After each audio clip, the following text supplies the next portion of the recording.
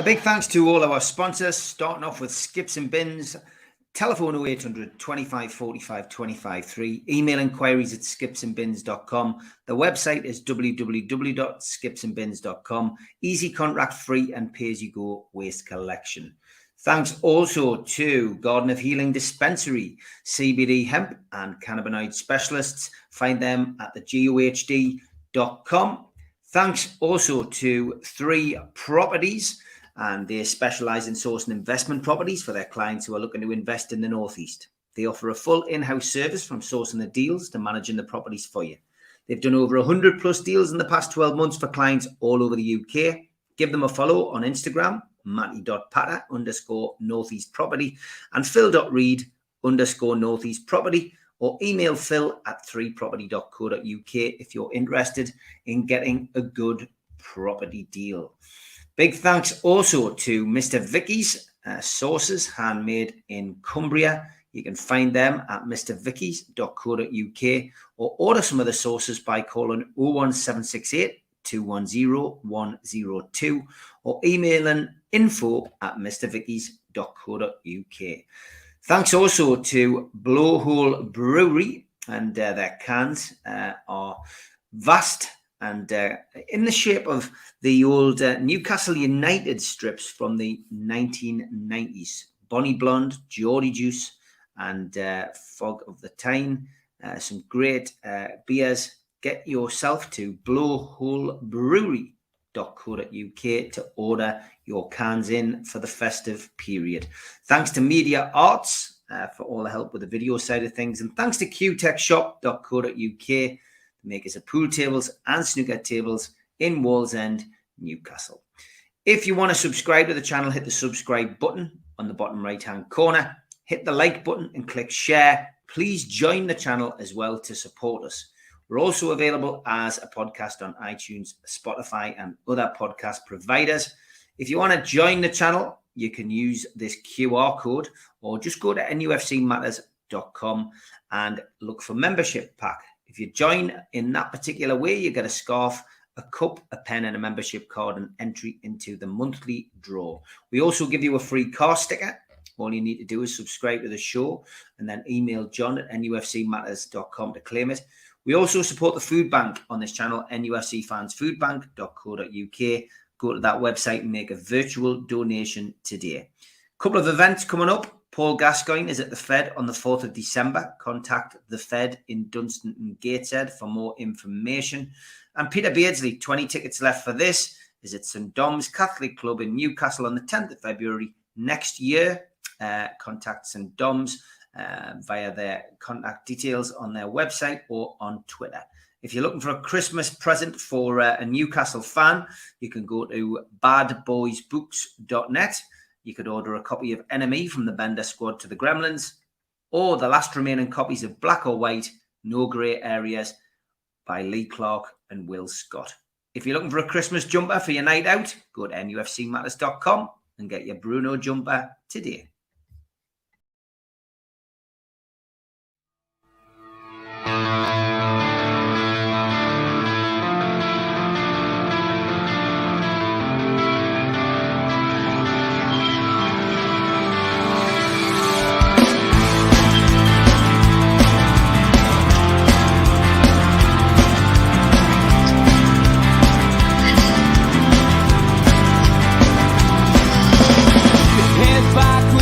Attack. It feels like I've been talking to myself again, but it's the only way you're ever gonna learn. You look back and it's all in the past. I'm dwelling on the thoughts I cannot say to you.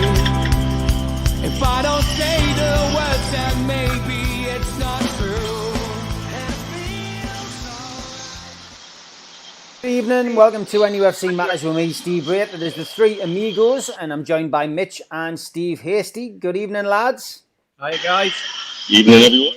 Good to see you. Keith Patterson and Stu Penman will be joining us shortly. Gone for a slightly earlier start because I'm going to meet my goddaughter tonight for the first time in 18 years. Quite a strange story, but Eric Mason, a good friend of mine who was an associate of the Craze in the 60s, asked me to be the godfather to his daughter, Charlie, way back when he was on this planet, and I agreed to do it. And not long after the christening, she moved to Ireland, and I've not seen her. So she reached out last year, and we've kept in touch, me, her, and her mum. And great opportunity tonight. They're flown over, from Ireland to come and meet us. So unbelievable for me to be actually to see my goddaughter after all of this time. I'm sure we'll have lots of memories to talk about with regards to with her dad. I'm sure she'll be quizzing me about her dad. You recognise her, Steve? Oh, yeah, we've been in touch for the last year, me, her and her mother. But it's been God, she was in my hands and I was kissing her on the forehead last time I saw her after she'd had the water poured over her head. So, yeah, it's an interesting situation, interesting time, but I'm looking forward to seeing her.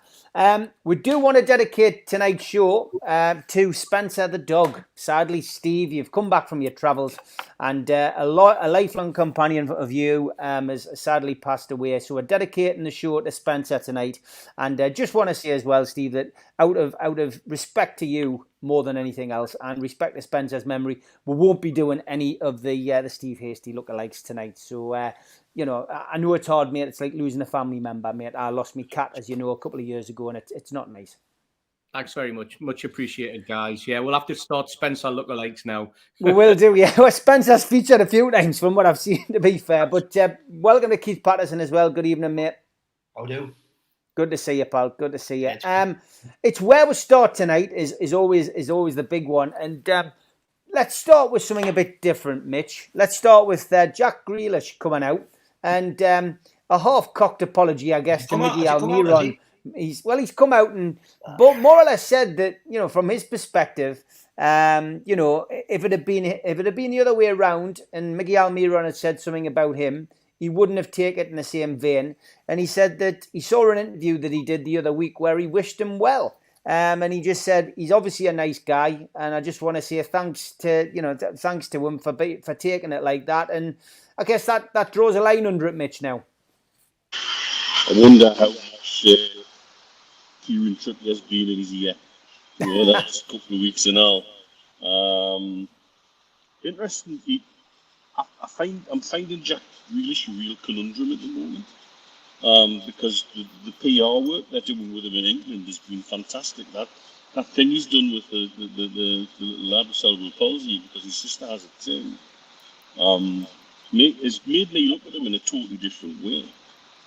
I just wish he'd had the grace to apologise sooner, without Levy's having somebody in his ear, or without Levy's the need to be forced into an apology. And it's a funny kind of apology. It's sort of a sorry but not sorry but I'm sorry kind of thing. But either way, I think take it at face value. I'm sure Miggy will take it at face value, and like I say, I suspect a certain Mr. Trippier has been in Grealish's ear for the last couple of weeks. And Callum Wilson and Nick Pope. It is half-hearted, Keith. It's not really an apology. He's just addressed the situation. It's probably the best way to put it. You clearly hadn't seen it, but I mean, I just said it was just when you said he'd come out. I think Miggy Almiron's handled it really well anyway, hasn't he? Yeah. For me, in his apology, if you're going to call it that, he's said he got in touch with my target, and if I had done something in drink as crass as that, I would have gone straight to Almiron. I'd have gone to him direct and said, Miggy, I just want to have a word. And I'd done it sooner. And I always think when you get an apology for anything and it's late, that there's a message in there itself, because I think he's taken a long time to do it, because he didn't really want to apologise. And he must have thought his popularity could carry it off and thought he was maybe bigger than the whole thing. But I think to criticise your fellow professional, let's suppose he was right. Let's suppose Almiron was shite. And he decided that it was fitting and appropriate to have a go at a lad when he's on the bottom and when he's not playing well. That's an awful time to pick on a footballer, especially a footballer that's travelled from as far away as Almiron has. It's a big journey come to the UK from where Miggy is. There's a thing about settling in, and when you're at the top of your game, you've just won the title and you play for England. I think there's a time to have some class. And even now, even after the apology, I think he lacks class. So I think I envy Neil that he sees him in a different light. I just see him for what he is. I think he's a little shit. And people rumoured that someone said, "Oh, what's the odds that he'll come to Newcastle in January?" By God, I hope not.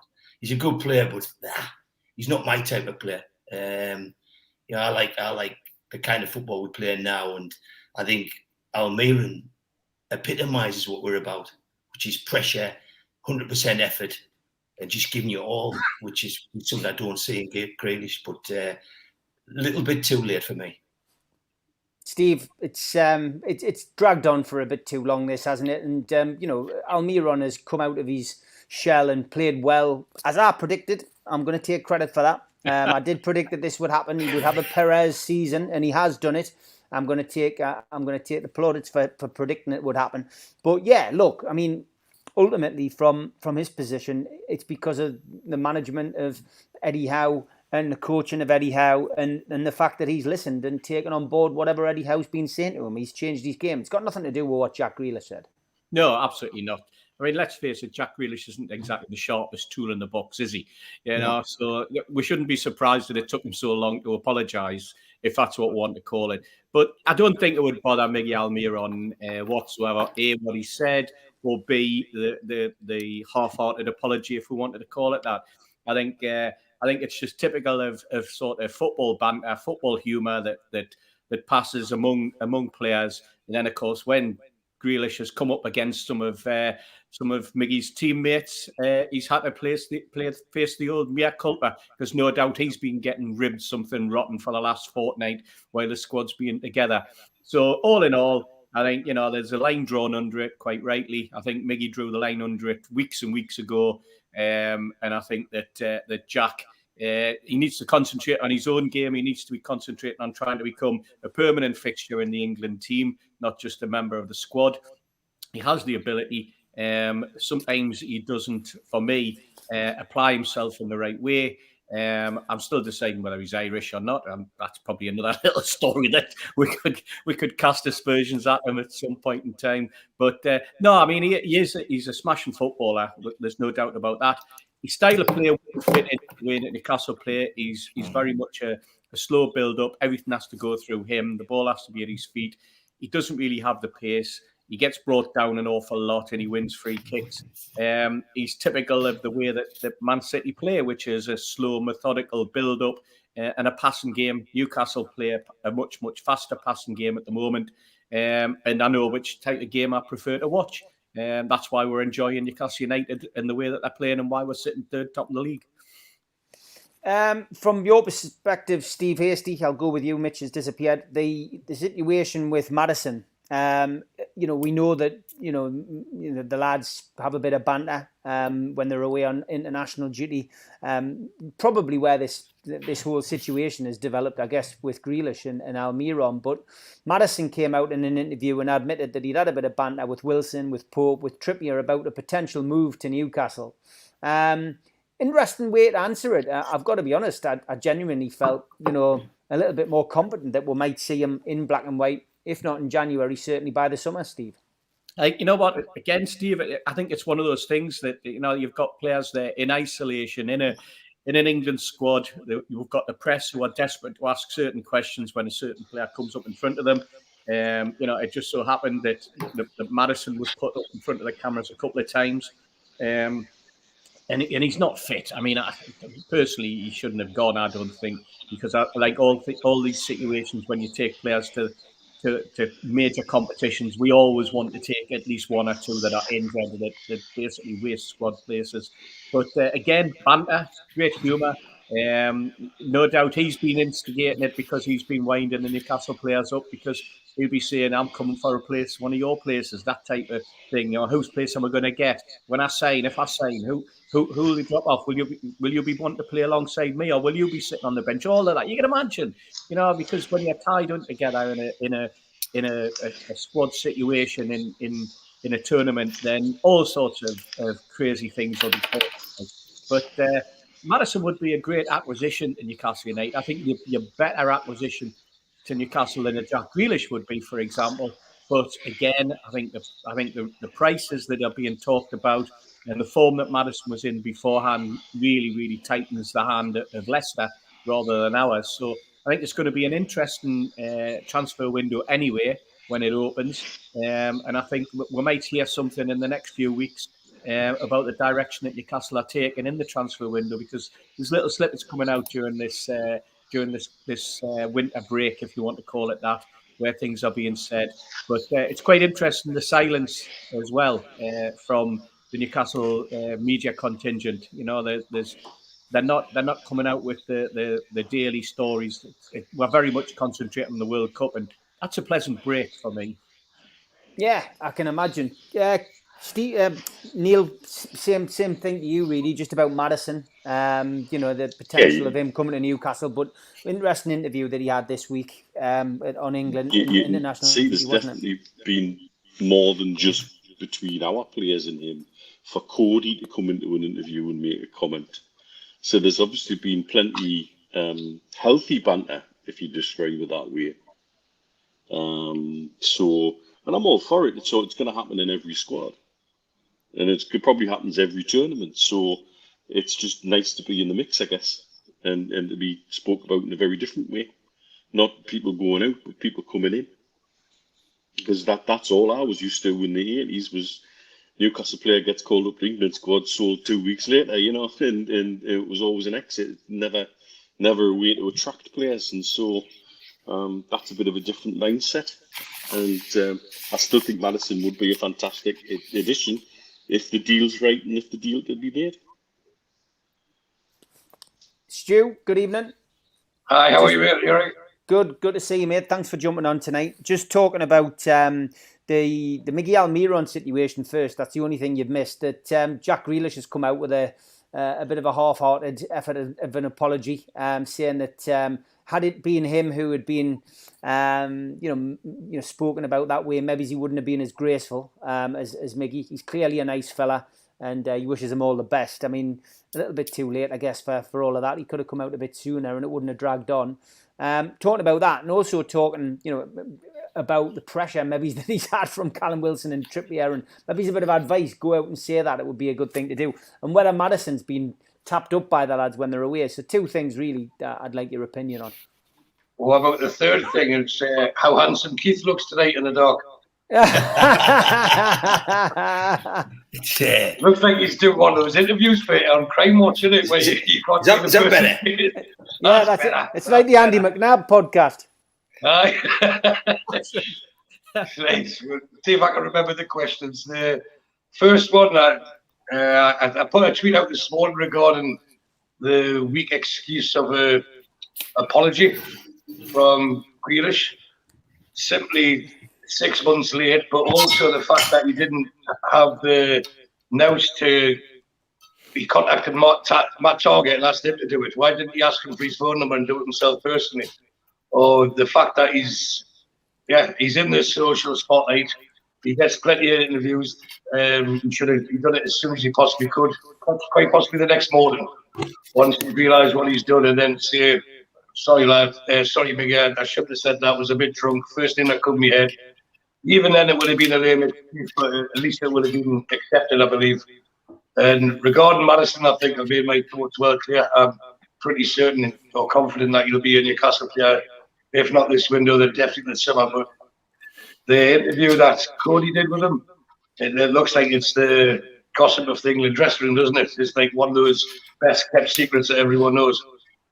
And he was very coy with his answers, and then seemed to give the answer that you think he should do. Leicester pay me wages. Yeah, I think Leicester will beat Newcastle. Of course, he'll still be a Leicester player then.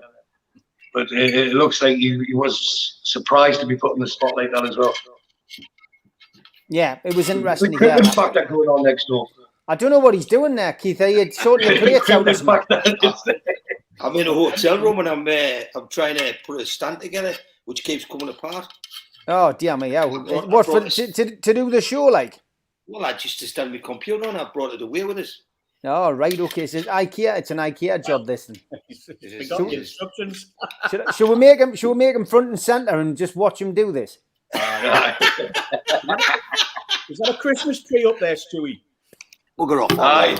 Stop Just put pulling a it. countdown clock on him as well, Steve. There we go. That's a great. There we go. You're just on your own there, Keith. That's great. There you go. He's managed it. He's managed it. Okay, that's. We'll move out of that. Keith, what's your take on the Maddison situation? Do you think the lads will have done their work in this World Cup I think they'll have done the work. I think they'll have done the work. I think that it could be a straight fight between Newcastle and Tottenham for him. When I was down in Tottenham, there were some people who seemed to know the stuff, and they were pretty, I don't know, they were pretty resigned to Son going to Liverpool. And they said that Maddison was the replacement, and the Tottenham will break the bank for him. And so I'm sure it's not just home and dry. But as far as him coming in January, I have a different opinion. I don't think he'll come in January. I don't think there's much chance of that. And the reason being is Leicester selling him now. They say there'll be 10 million difference between getting him now and what Leicester would get if they hold on to him, even though he's run out of contract. And if Leicester sacrifice that for 10 million, he's been involved in something like 68% of all goals scored by Leicester this year, either in assists or scoring them. Why would you, for 10 million, risk Premier League survival for that? It just doesn't make any sense at all. I mean, I don't think they'll go down, but they have been personally in a poor position. So I don't see Leicester taking any bids in January. I'd like him. I think he's our kind of player, and I think the high press game we play, I think he'll complement that. I'd certainly rather have him than a Grealish, put it that way. But I just don't see Leicester buckling for 10 million. And I'm just saying that they're saying his value would be 10 million less in the summer than what it would now. It's just a very, very small amount to guarantee safety. And I think he does guarantee Leicester safety. Okay. Lots of comments coming in. People think that Keith's assembling his own statue, says John. It's only where I'll get a bugger. Kurt says Keith's IKEA desk is falling apart. Geordie Toombalay says stick to writing letters. Keith. Jules says DIY with Pato. Gary's laughing at is it the Krypton factor? Yeah, lots of comments coming in about that. We'll let you crack on with that anyway. I'm going to come to another interesting debate after we play our first regular feature, which is the day I met.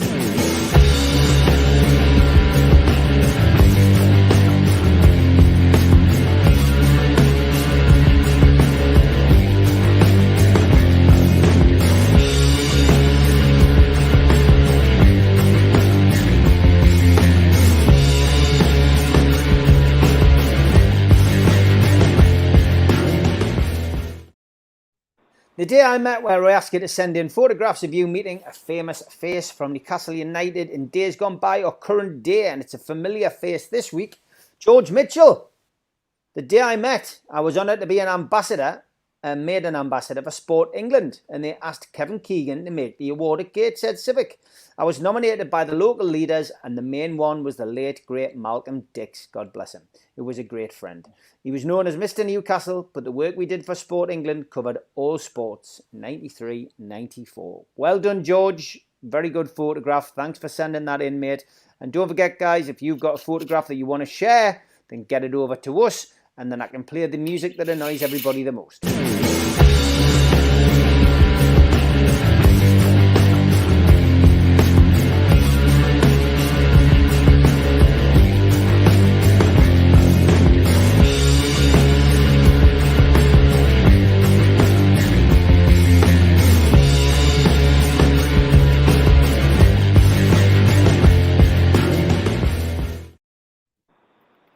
Geordie Toombalay says, that bloody awful music, get a change for the new year. And some people love it, some people can't stand it. Okay, Mitch, going into your domain now, and I know you're going to enjoy this one. Juventus. Oh, boy. Tell us what's happened and why it's happened and why you saw this kind of thing coming, mate. Look, well, effectively, the entire board's resigned. And the reason they've given is that there's the phrase they've used is that the accounting practices of the last 3 years Sorry, Mitch. Sorry, Mitch. I had to do that.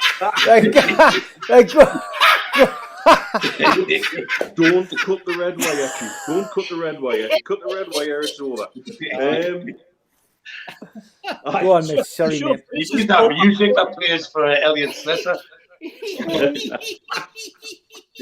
Anyway, yeah, so they're looking at the last 3 years of accounts. And the phrase that they've used is that the last 3 years of accounts may be slightly open to different interpretations. Read into that what you will. And therefore, they've got to reevaluate where they stand within FFP, both for Serie A and for Europe. And so, mea culpa for that, the entire board stood down, and they're going to have a new board elected, I think, in January. Yeah.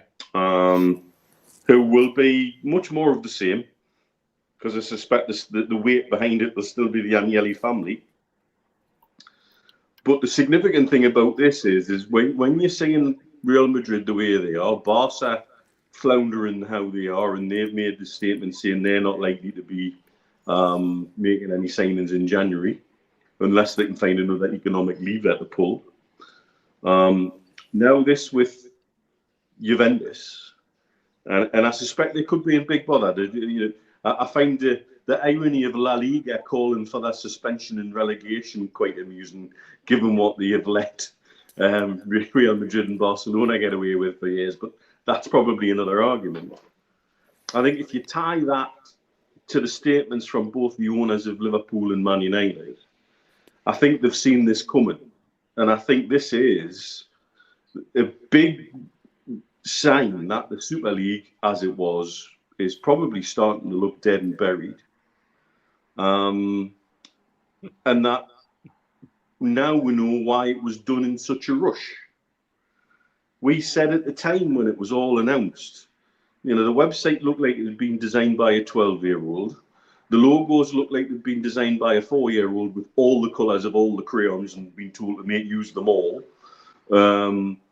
It was a joint statement, but it wasn't a joint statement. It was really just Barcelona, Real Madrid and Juventus saying this is what's going to happen and trying to bully UEFA into a corner. And it all just felt, well, hang on, where's the need for the rush? And now we're seeing what the need for the rush is. Barcelona are up shit creek without a paddle. Real Madrid are up shit creek without a paddle. Juventus now are saying they're having to reevaluate the last 3 years of accounts. Man United and Liverpool are both, depending on how you want to look at it, are either up for sale or are asking for further investment from other parties. Either way, that says their January is going to be quite sparse as well. So I think it's a really significant thing. And I think there's more yet to come out. I think we're going to see more from Juventus and more from perhaps a few other clubs too. Yeah.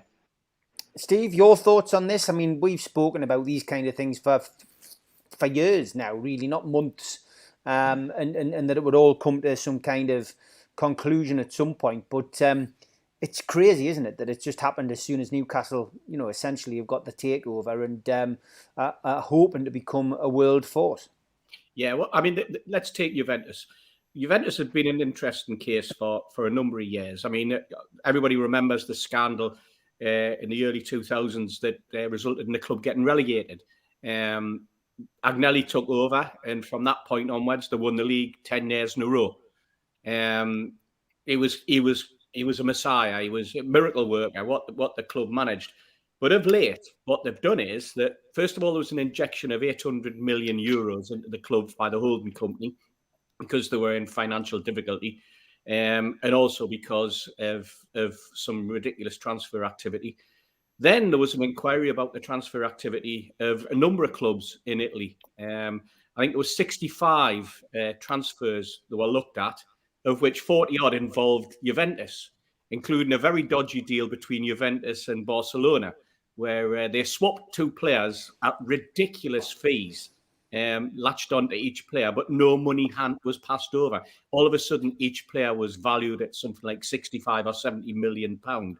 It was getting to, it was ridiculous. So the inquiry was looked into, but part of that inquiry, it was very difficult because it was all to do with the valuation of players, and they were using the transfer market valuations. And from what I can understand and what I've read and looked into, the Italian FA, the Italian authorities, after looking at it, decided it was so difficult to argue that somebody was overvalued. And that looked as though Juventus were then off the hook. Subsequent to then, there has been further allegations made, and it looks as though after or during COVID that Juventus decided that all of their players were going to have a voluntary 4-month reduction of salary to help the club get through the COVID period. It turns out that the players only had that reduction for 1 month, and the following 3 months they got their full salary, but it wasn't paid by the club. It was paid by some mysterious outside body, which obviously means that the Agnelli family or somebody associated with Fiat. Remember, Fiat owned Ferrari, they owned Lamborghini or whatever, dozens of others, Chrysler, various other motor companies. And the holding company itself is worth 300 or 400 billion. It's crazy amounts of money.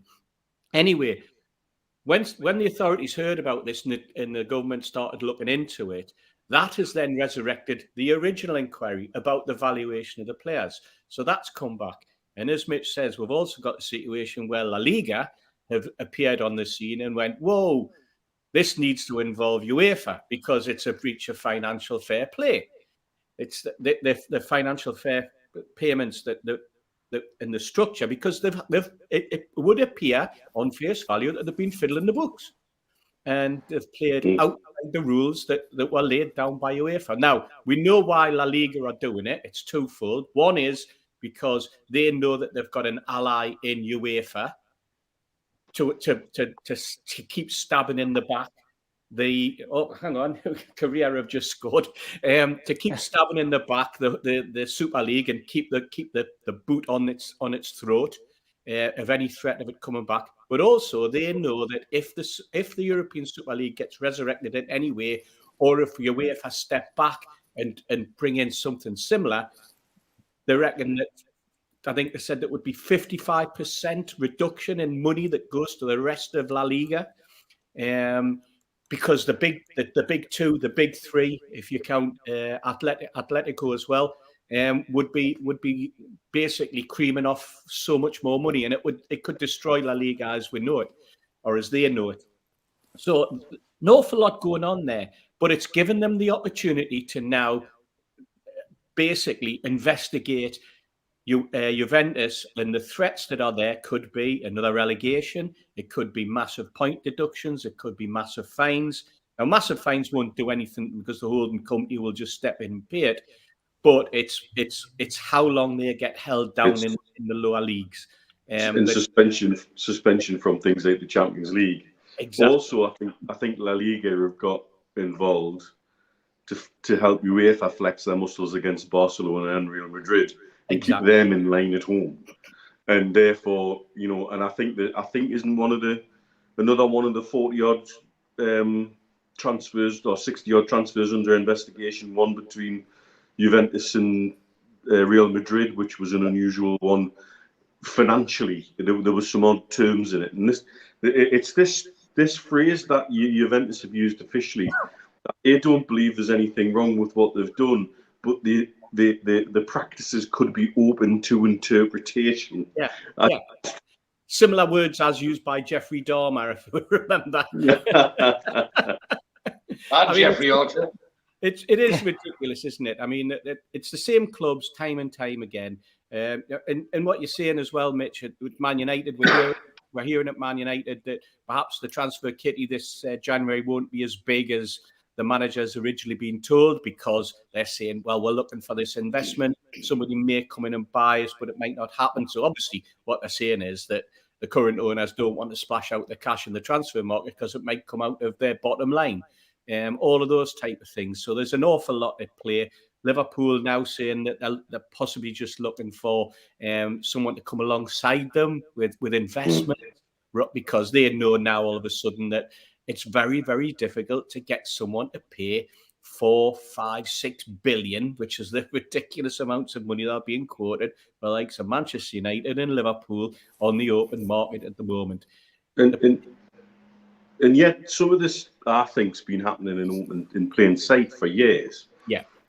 Just by strange transfers. How many big money transfers did David Luiz get sold for between some of the big clubs in Europe? Good point. And was he ever worth any of that amount of money? No. Not for me. But by God, it went around and balanced somebody's books 3 or 4 times, didn't it? I think his total transfers was something like 260 million worth of transfers over 4 transfers. Yeah, when he moved to Liverpool, he moved to Chelsea twice. Couldn't defend. Yeah, he moved to Chelsea twice, and he moved to PSG. Back and forward. There's 3 straight that were questionable.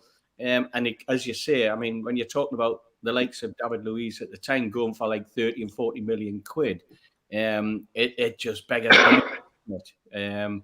But this is what's been going on, as you say, in plain sight, and they've been allowed to get away with it. And then now it always happens, doesn't it? When there's a falling out, then there's always somebody comes along to stab them in the back, and that's what's happened. It's who got the knives in first, and we've seen it. We're looking at the way Barcelona and they're refinancing, and you're seeing what's holding that together. It's Champions League money, and if they don't qualify for the Champions League, they're already struggling because they're not qualified for the next round of the Champions League. Yep. And then it'll destroy them, and it's really interesting.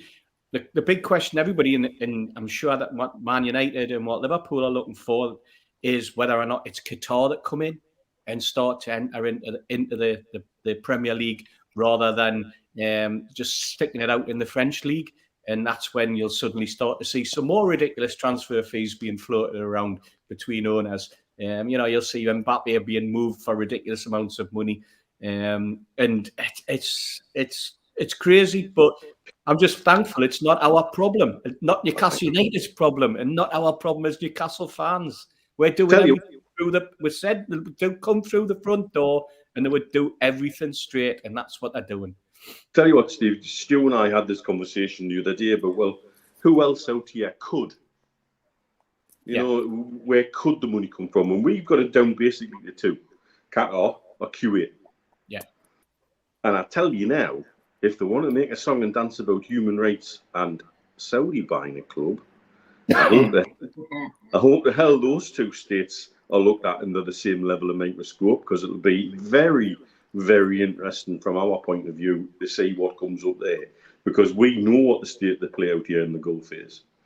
And for the same length of time, Mitch, how many months was it? 20 months. Well, you'll see yourselves the changes next week, Mitch, when I see you over there. Stu, over to you, mate, because you and Keith have got plenty to say on this. So over to you, Stu. Well, I was going to carry on from Steve's not conspiracy theory, but like alternative view. Juventus announced shortly after Liverpool and Man United put their clubs up for sale, and to me, it's a tear-to-tear. It's like you're getting rid of your club, so we're going to drag your price down. You stopped us getting the extra money that we banked on, that we were expecting on, and your list offers, right, will bring the prices down. But the essence never changes. The whole lot of them thought they could run roughshod over football, but they didn't expect, or they didn't bank on the fan power that prevailed, and it will always prevail because it is a fans' game. And these accountants have to stop listening to that. It backfired terribly for them. I think we can all safely say now the ESL no more, and they're all jumping ship, or they've all gone out. You've got Liverpool, Man United wanting offers. If you read between the lines, they want out, but they're not going to say that publicly because that brings the price down. Now, is it just me? That's echoing. Is it echoing for everyone else? No, you're all right to me, mate. Oh, well, I'm speaking. I can hear myself. It's a great voice, a great sound, but I can hear myself. But apart from that, you see Liverpool and Man United, they knew that they weren't going to get the money that they thought they were promised, and that's why they've hung on. And I think now we're starting to see the impact of the Newcastle takeover and how it has got them all scared. The fact that they know they can't compete financially with that, and Premier League wise, one of them has to drop out. One of the dirty six have to drop out, and they're all scurrying behind it.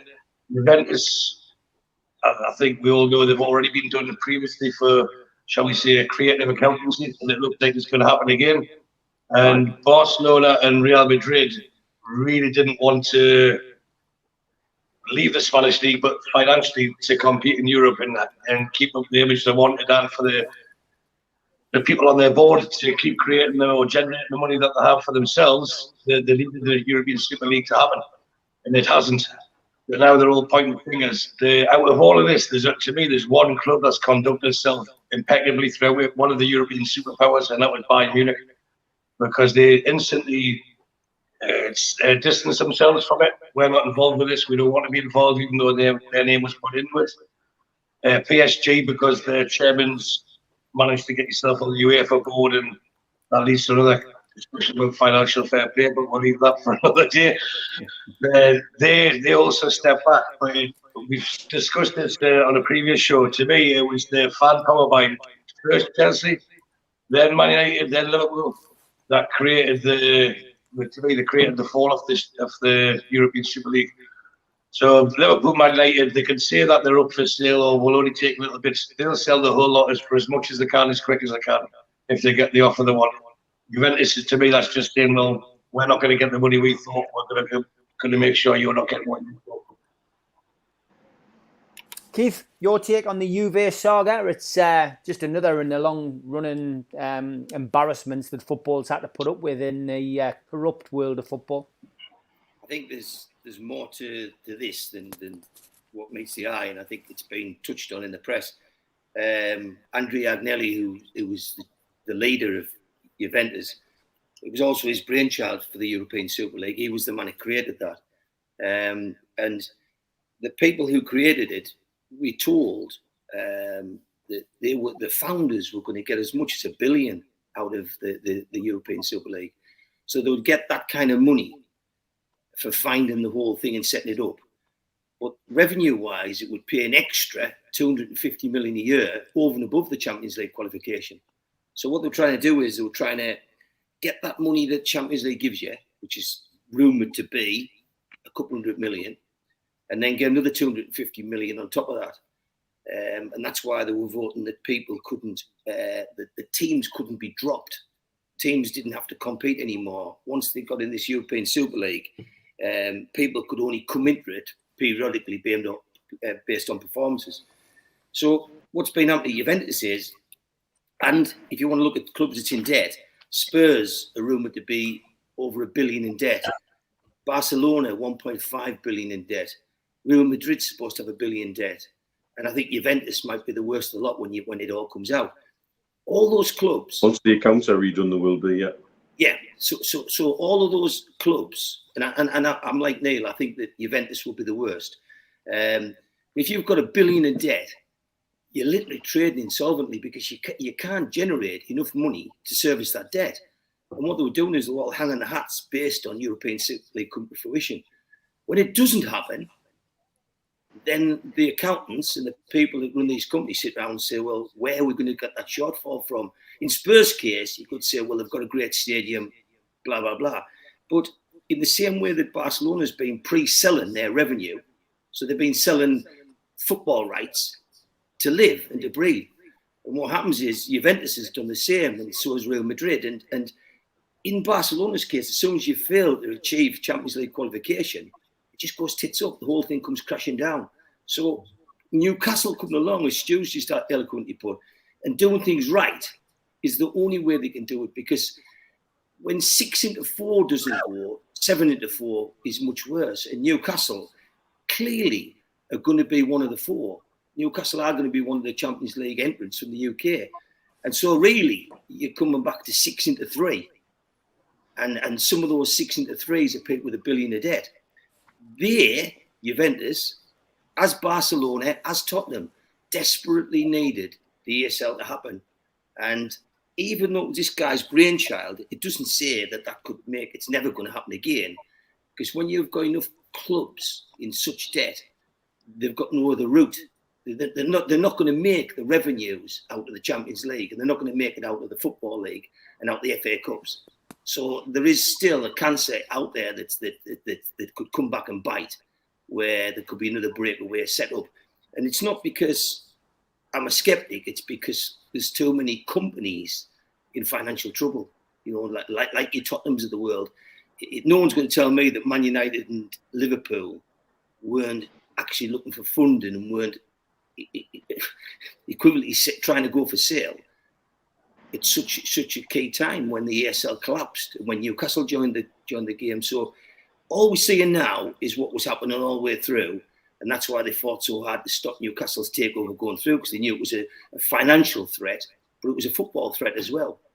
But I think when you look at the debts that's in here, but the big thing we haven't touched on is this is bigger than just football. This is fraud, and if Juventus are found to, as Neil's just put it there, cook the books, and I think it's pretty obvious they have.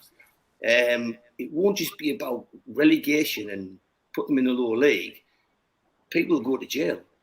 I mean, you won't get away with fraud on the scale of hundreds of millions and not go to jail, even if it's your first offence.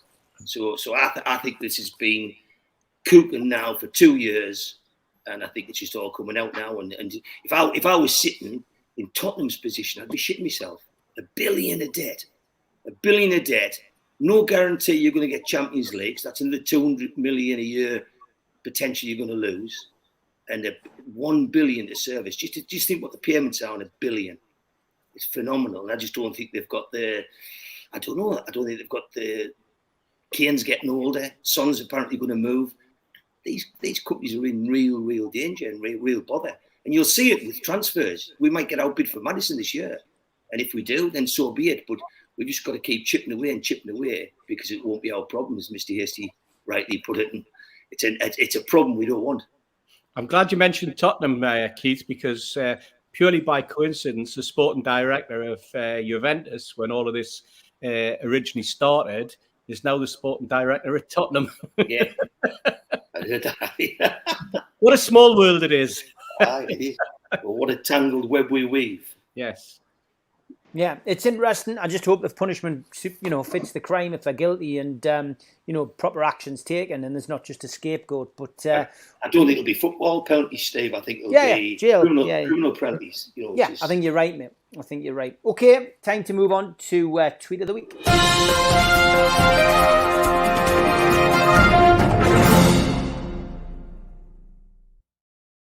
Tweet of the week, and there is some really good ones this week. Thanks as always to Zara for sending in her quota, and everybody on Twitter and Facebook as well. Gaza, always good for a laugh. Gary Barlow came into the dressing room and Gaza kept punching him and saying, "Take that." Typical Gaza, that's from Alan Shearer. Jamie Pyle says, first World Cup in 64 years, and all you have to show for it is some bucket hats and a speech from Michael Sheen. Just quick on the exit of Wales, that one.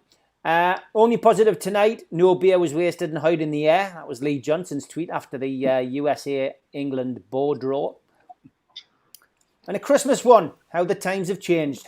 If you just look at the reg plate there, there's Chris Rea coming home for Christmas on the back of a bike. Still learning though. Thank you, Wayne Bennett, for that.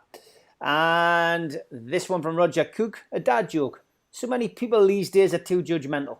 I can tell by just looking at them. Cheers, Roger. You know I like a good dad joke. Ginger Perlo, I knew it. Dion Dublin, Chinese spy. Very good. Very good. Volkswagen Italy, please never change your Instagram handle, says Mick. It's one of those that you just get when you have a good read of it. Exactly. Old Toon fan. With Christmas approaching, it always reminds me of the time when I was a bairn and my granny knitted me 3 socks, as my mum had told her I'd grown another foot. Oh. Straight out the Christmas cracker, that one. As was this one from Old Toon fan. Now that I'm 70, I've come to realise that I only ever need 3 shops in my life. Vision Express, Boots and Greggs. Because at 70, It's all about the specs and drugs and sausage rolls. Hey. Love that. Very, very good. Right up my street. Gordon Backstep, the reason why Bill was substituted at half-time became clear as he walked off. Got his golf clubs there. And the new advent calendar from Sunderland has hit the stores. Wonder what was in the first window. Cheesy chips or Panda Pop. Good to see this one, Ian. He doesn't care what FIFA says. I'm wearing my rainbow armband. And there's George, Zippy and Bungo. Brilliant. That awkward moment when you get caught staring lovingly at a load of trees that look like cocks. It is one of my new go-to things on Facebook and Twitter. This Grumpy Skeletor, very good. Just basically posts pictures of He-Man and adds a bit of humour to it. Whatever I said, whatever I did, I didn't mean it. Steve Hasty sent me this one. Gary Barlow blocked him. Not Steve Hasty, but somebody else. And coming down to the last couple, this one from Melly Barnes. Gotta love eBay. Sold me dad's home and pigeon 6 times this week. Brilliant. He might support Man United, but he's a funny lad. Yeah. And this one, tweet of the week, underrated tweet, said Stu. And that was Oliver Holt with his cover version of the 2019 track by Ava Max called Salt. Next up, Crimea River by Justin Timberlake. Brilliant stuff. Keep them coming. Love your tweets of the week. And always send them to me or send them to the lads or Zara.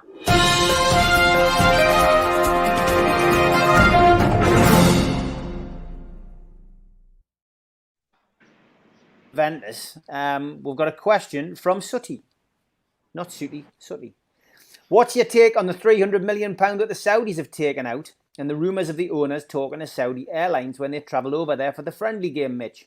Talk about that. And the Chronicle are obviously shorter stories this week. There's been some great ones, but there has been some not so great ones. One of them, though, is about Newcastle are going to unveil next season the biggest sponsor in the club's history. So tie that all together, Mitch.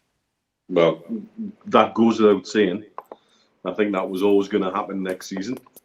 The noon deal was the dipping the toe in the water of, right, what can we push with this one and where will we get with other deals which could be read in a similar manner. I think the figures are conjectural. There's no fact in the figures. There's no doubt we're talking to Saudi because they're our travel partner for the trip to Riyadh next week. But the pictures that were taken and the media stuff that was done seemed to be building up to something bigger. So down the line, I think we're going to see something bigger as a partnership. Be that as shirt sponsorship, be that as training shirt sponsorships, ground naming, whatever. To use a Barcelona term, our new commercial department is going to be pulling as many economic levers as they can possibly find. You know, our big box of economic levers has had a padlock on it for the last 20 years. And so somebody suddenly found the key and they're dusting the dust off them all and oiling them with WD-40 and getting ready to pull them. The kind of money makes sense because we've stuck, you know, we've got a company paying more for a patch on the sleeve than for the front of the shirt at the moment in time. And so if you extrapolate that up for the front of the shirt, I'm still believe Aston Martin will be involved in that somewhere. There's lots of opportunities and lots of companies that PIF either have direct involvement with or they have economic relations with across the region. And we've talked about this before, both Steve and Stu and I at length, about how a lot of business in this region is done on the back of, well, you do that for us, we'll do that for you, in gentlemen's agreements and supporting each other. Because I think the way PIF want Newcastle to be is not just to be something for Saudi, but to be something for the entire Gulf region and MENA beyond. And that's the kind of exposure we're going to get. And so any deal that involves a big company like that is going to be big bucks, bigger than we've ever really thought about. But I actually think that's a little bit of a distraction from all the other things that are going to come along in due time as well. And I think that's it's only beneficial for us in the long term at the end of the day, isn't it?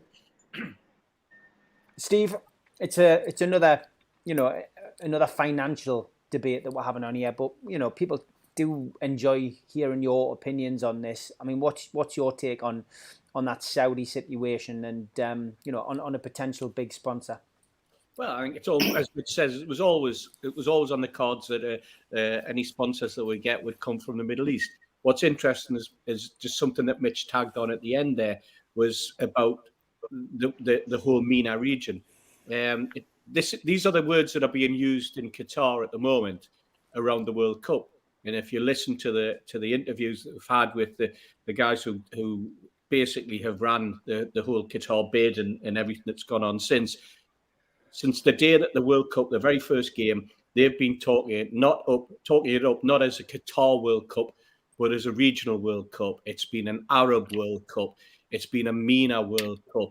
It's been an Islamic World Cup. And they are wanting to bring the football community of the whole region together. And that's what they feel as though they've achieved. And you can see now it'll step forward into the club game. And this is where you can see the Saudi Arabia angle, and Saudi being the biggest players. And when I say players financially, I mean in the whole of that region. They're very much going to want to take the lead at club level, and they're going to say, this is the club that you should be following. You don't need to follow Manchester City anymore. You don't need to follow PSG anymore. This is going to be an even bigger club. This is going to be a more successful club, or this is going to be a better club to support than the other two. It's going to be a better journey for you, And this is where the whole thing is becoming interesting. There's an event on in Riyadh next week where the club will be getting together with fans from the region and from outside the region as well, introducing themselves to the city, introducing themselves to the country, introducing themselves to the wider sporting and football community before the game takes place the following day. It'll be a great event, and this is what Newcastle United are about now. Very similar to the event that they did with I think 50 selected fans from Newcastle before the last cup game. Now they're going to do a similar one, but not in a football setting pre-match. So it's going to be interesting to hear what Eels and the rest of them have to say. It'd be interesting to see who's there. It'd be interesting to see how the supporters who are there feel when the first team turn up and interact with them as well. This is all part of, I would say, some people would describe it as a PR exercise, and I hate to use those phrases sometimes because it sounds like it's sort of some part of a as though you're fiddling around and tricking people, and it's your PR spin and all that. I think Newcastle United are different now. I think that what they're trying to do is they're just trying to be open, they're just trying to be friendly, and they're just trying to be seen, to be interacting and giving the fans the opportunity to interact back. So it's going to be fascinating. I haven't read anything actually. I know that somebody said there that a £300 million investment. I know that between the owners, they had instigated another share issue, if you like, or they'd added some money, some collateral into the club just before the window shut there, the season closed. But I haven't seen anything about a massive injection of money, unless what that people are saying is that's linked to some sort of huge sponsorship deal or a number of sponsorship deals that might get announced either when the club's there or shortly after the club comes back. I'm sure it'll be a great opportunity for them to interact with businesses as well as supporters when they're over there. So fascinating times to be a Newcastle fan. That's the one thing we can guarantee that is true in everything that we're picking up all sorts of little snippets in the media. But the one common denominator is it's a fascinating time to be a Newcastle fan. It certainly is, Stu, isn't it? It is an exciting time to be a Newcastle fan, and this whole situation just, for me, it almost feels as if everything's just aligning in place for us. You know, I did a pre-record with Liam Kennedy this morning, and we were just reminiscing about where we were 13 months ago and where we are now, and fantastic, really. But just to even be talking about these kind of things is amazing. Yeah, do you know what? It's a comparison. It's like if you remember back at school and the teacher had to leave the room and everyone started being a bit unruly. And then the bigger boys and girls started taking over the classroom. That's what the Premier League's been like. And then all started rebuilding the classroom. The teacher walks back in and that's Newcastle United. Right, yeah. I'm in charge now. And they all then start trying to curry favor with them. The bullies have to go to the back of the class and now they all want to be nice to us. So the way Newcastle have done it, and Steve Hasty said it a couple of times tonight, that they'll do it correctly, they'll do it the right way, but you get the other, as me and Mitch have alluded to, you have the other, not just the clubs, but the countries in the region. They will all want to be in favour or be favoured by Saudi Arabia, and that's why you're getting the regional World Cup. That's why you're getting the World Cup. That's why it's a MENA World Cup. Except all of this is coming out because once it's done, Qatar's done. They're in France, and they all realise that the real money in football is still the Premier League, and Newcastle will climb there very quickly and legally. And the fact that we've advanced so much in the last 14 months, it has them all scared to the point where they think, hang on, they're going to get there maybe 2 or 3 years quicker than what we thought. And that's why you're getting the fire sales, because as Q said, 4 into 7 doesn't go. And if Man City have got one nailed on and their owners have a pittance of what we've got as owners, then that's 2 into 5 doesn't go. And that's just simple math. So the way it should come across is Mitch, myself, and Steve will be in Riyadh next week speaking to the representatives from the club, the CEO, and everyone else. And it is great that they're interacting with fans abroad, and there's questions lined up to ask them, and it'd be great to hear from them. But this hasn't happened for probably a generation, where the club actually want to interact with the fans and mean it. Not just doing it for lip service. Yourself, Steve, when the fans, years a long time, it was a pose, wasn't it? But your hands were tied with it. It was a nightmare, mate. Absolute bloody nightmare. To do what you'd like to do, you weren't allowed to do it. So it was just like playing the being politically correct, wasn't it? Okay, we've got this position, but oh God, try and help them. No chance. But these people now in charge will listen and they will do everything right. And they've learned and watched others, and they know the way to go forward. And now, as I know Saudi very, very well, they'll start leading by example very quickly, and other people will try to follow Newcastle. Except as myself and Keith both know, we're in the lead now. And it'll only be a matter of time before we're in the lead on the pitch as well. Simeone says, get them to sort out an official supporters group, San Diego Mags, for example. You know what, Simeone? I did that in 2000. I spent 6 weeks going through all of the supporters clubs, not just in the UK, but around the world. I created the database for the club. They've never done a thing with it. That's one of the questions, Steve, I want to ask about official supporters clubs. That's what I did, and I gave them the option at that time. I said this would be fantastic. I said this is how you grow the brand. And at the time, I had support. I had Carol Beverley, who was the marketing director, who was wide open to brand new suggestions, and David Stonehouse, who at the time was the chief executive.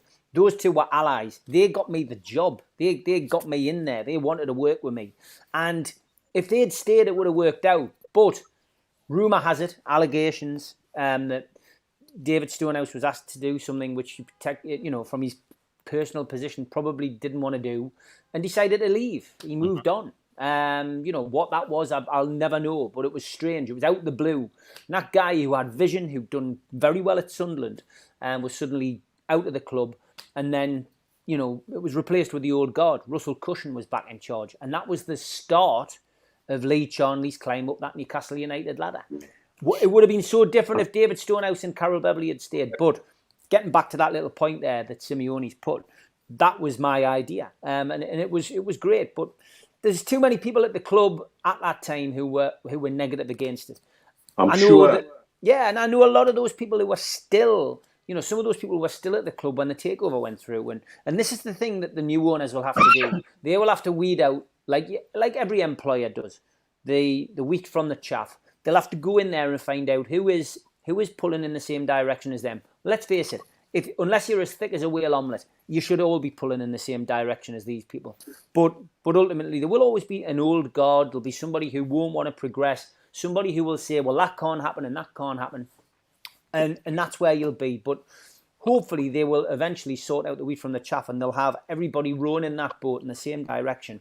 And, the boat will become, a bigger boat, and, we'll go off into the sunset and win lots of trophies and do very well. But something like that, it's an easy fix, Simeone. Let's hope that the new fans liaison officer, that are advertising for somebody at the moment, if you fancy the job, put yourself forward. It might be a lot different to the one that I had, but go for it, do it, because, I think there's plenty of people who can. What I do hope is that they do it fairly and squarely, the right person gets the job, and it's not just, I don't know, it would be good if it's not a familiar face. It would be good if it was what they did with, with that job with the second incumbent of it, Lee Marshall, because Lee's a really nice guy. He's done a hell of a lot for us. He's done a hell of a lot for other fans. He worked at the club during such a difficult period and managed to find the balance between speaking to supporters and speaking to the club, which at the time was very difficult. They need somebody like Lee Marshall. And if they can get somebody in like that, in that position, good luck to them. And hopefully they'll be able to solve a few of the problems which we'll have, like getting the tickets sorted out, building, how they allocate the next 10,000 seats that become available at the new stadium. So many positive things that they're going to have to sort out. Nice problems to have. There's certainly enough of the Dubai Mags are going to be there next week, and 2 or 3 of them on wallflowers. And so if I've got the ability to shove them to the front of the queue and get their mouths going, there'll be questions like that asked, definitely. Because I think there is a need for a network here, and particularly in the Middle East, of the right people in the right places to try and get everybody together. God, it's taken well long enough to do it just in Dubai alone. Yeah. Simeone's in, what year was it? 1999 to 2000, and just, coming into late 2000 before I left the club. I wasn't there very long, but... We tried it. Do you remember, Steve, we tried exactly the same when we fought with the club and worked with Lee to resurrect the forum.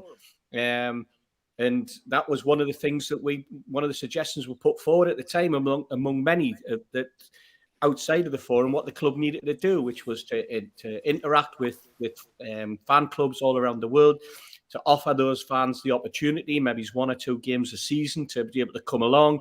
And at the time, remember, the ground wasn't anywhere near full. Give them a section, give them some seats, give them some hospitality for their travel. What the club did was that they went to the likes of DFDS and Thomas Cook and said, there's a bunch of tickets, sell them, and they're tied into a corporate deal, and then people end up paying over the odds if they could afford it to come over. It's quite ironic. I mean, one of the things that I picked up from the meeting that took place with a whole cross-section of fans that were invited before the Crystal Palace game, and then got the hospitality, etc., met with Eales and listened to what he had to say, which I think is going to be very similar next week, was that what they brought back was, you know what we need? We need a fans forum. We want a fans forum. And it was quite ironic because we had a fans forum, and for the last 7 or 8 years, and I know who it was, I know who the people were, a lot of people were quite vociferously against it from within, didn't want it, not from within the club, but from within the fan base itself. Now I'm hearing those same voices saying, "Can we have a fans forum?" And it just makes you giggle at times. But this is I suppose what we went through was we were trying to do it when there was so much going on within the club and the angst between the club and the fan base, and still we argued that communication was the most important thing. Whether it was positive or negative communication, you had to communicate. You had to keep that dialogue going throughout if you want to call it, war that was going on between the fans and Mike Ashley. Now we've got a not just a piece, but we've got a remarkable opportunity to grow the football club. And again, all of a sudden, you've got to liaise with the supporters. You've got to talk to supporters, and we'll end up with certain groups that will want to dictate how those talks go. There'll be all sorts of things, and this is as Stewie said, and what you've just pointed out, the difficult line that the club's going to have to take. And it's going to be interesting over the next 6 to 8 months how that develops. They've got Sarah Medcalf, who's taken on this fan engagement role, and below her will be the role that will be ostensibly the fans liaison officer. Whether it gets tied to something else, who knows? And again, that's going to be the club's problem for them to solve. But I know that their ears are always going to be open to suggestions on how the job will operate, and what support fans can give to that incumbent when they get the job, because it will be a difficult job. But you're dead right. If you've got someone of the caliber of Lee Marshall, who was able to sit there and take it from both sides to understand and work and gradually whittle away and get what the fans were looking for, and also doing it while we had other fans who were absolutely vociferously against everything that he tried to do, then good luck to the incumbent. But it's amazing to see the turnaround, Steve, isn't it? That some people who were resistant to a phrase we kept trying to get across to some people, that whether you agree or get on with the owners or not, it's always easier to pee from inside the tent out than out from the outside in. And that's the kind of relationship you've got to have, whether you like being in that situation or not. Now, all of a sudden, they want that kind of relationship, but many want to dictate how that relationship goes too. And that's hypocritical at best. Yeah. But I'm certainly interested to see what I hear next week. I'll try very hard to keep my big gob shut if I can. No, don't do that. I suspect that's not going to happen. No, that's good. That's good, and especially after a bottle of Jägermeister and a load of Monster, I'm sure. And standing there in your budgie smugglers, I'm sure the club will be very interested to hear what you've got to say. Back from Riyadh if any of that happens. Not in Saudi. Keith, obviously we've gone full circle, and you've just been reading the comments as you often do. The fans liaison officer, put my teeth in. The fans liaison officer thing that we're talking about there, Keith. It's the point I was trying to make about it. Being somebody from the outside, I think is very important, because with anybody who comes in comes a bit of baggage, Keith. You know what I mean? If everyone's got a history, everyone's got a past. And if it's a Newcastle United fan who gets that position, and somebody who is well known, like a former fanzine editor or somebody who's been prolific on a podcast, that's going to create a problem, because you will have people who will disagree with that person getting the job. It's human nature, jealousy, envy, all of those things, the worst traits in human nature can come out. And even in a time of, relative calm amongst the fan base, you can see that becoming an issue. So do you think I'm right in suggesting that the person should be, of good standing, but also somebody who can come in and, hit the ground running without any baggage? I think unless you go and get a non-Newcastle fan, I think if they put any Newcastle fan in, they'll get criticism from different places, because, the fan base is such, it's been broken so badly in the past, in that 14 years of discontent. That's the best way to put it. And no matter what people do, whether they do it with their own money, or whether they do it with their own podcast, or whether they do it with their own fanzine, it'll always get criticism. In the past, there used to be like a healthy rival between fanzines and things, but now, the podcast wars and the people who want to elevate themselves has got epic proportions. So I think it'll be as Steve Acey just put, I think it'll be a challenge and a half to go in there and not get criticism for the off. But the question I thought you were going to ask is, I think I've had two shaves since the question was something about the Chronicle saying that there's going to be a record sponsorship. Well, Nana could have wrote that article. That's like saying the Shadows have been together a long time. Christ. No, what a stupid thing to say. Like, if you do the numbers at Newcastle and you're going to try and compete, we're top three now. And if you're going to try and compete, you need money not just to compete, but to satisfy FFP. So it's obvious, like you read the articles, sometimes you think, who the hell's written this, and which editor's passed this for publication? But the thing that sticks in my mind, and I think Neil touched on it a while ago, Mitch was saying that PIF have always been keen to use other people's monies to bring sponsorship revenue from other companies, so they don't have to use their own companies. And I know people's rumoured people like Aston Martin and things like that, but I still believe that Noon have set a precedence in terms of what a badge on a shirt sleeve is worth. But I still think that there's some major money that'll come from places that haven't been mentioned yet. And I think by bringing Silverstone in, I think that like the numbers that Adidas were paying at Arsenal absolutely dwarfs what Fun 88 were paying, and what the shirt manufacturers are paying, and for ground naming rights and things. So it's obvious it cannot not break the record. We're getting as much for a sleeve sponsorship than we're getting for a whole shirt. So it's quite obvious. So I thought it was a bizarre headline to put out that to actually the news story was just as bad, Keith. It gets dark at night was the headline. I think it's light in the morning. But Was there an that's tomorrow's story. was there an inside pullout on where bears go to the toilet? Yes, that's it. And then you see these people write these articles, but they must sit round and say, what should we tell them tomorrow? And have you noticed in a lot of the Chronicle adverts now, a lot of the stories at the end, there's like a discussion thing. Have you noticed how much criticism is at the end of every Chronicle article? They do get it. I mean, look, the newspaper business is dying on its backside. Ultimately it is, and I feel sorry for them. And we've got good connections with the Chronicle. We always have. All papers are going to get criticised. The papers probably they're dwindling the sales now, and a lot of it's online. But I feel sorry for the lads. I mean, they've always, even since the days of Gibbo and Alan Oliver in the pump, they've got to write, even in close season, 3 pages of news on Newcastle because there's a demand for it. And that's why you get so many obvious stories printed, because if they don't do it, they're not doing their job and they'll not have a job anymore. So that's probably why. But it does frustrate. It does frustrate.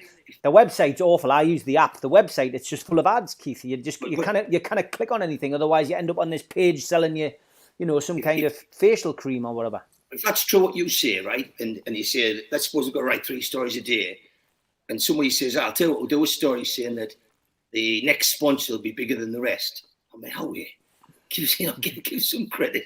Why don't they come up with an article of the top 10 revenue spenders on advertising in the country and say these are the top 10 spends in companies in the country, and these is what Newcastle will be trying to attract.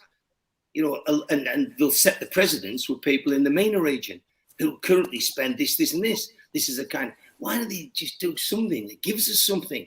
But when someone says to me,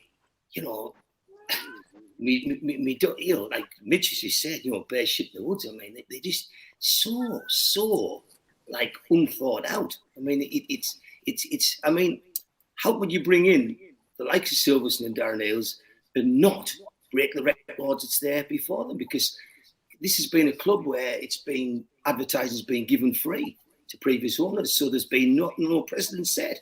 We must be way behind every club in Britain.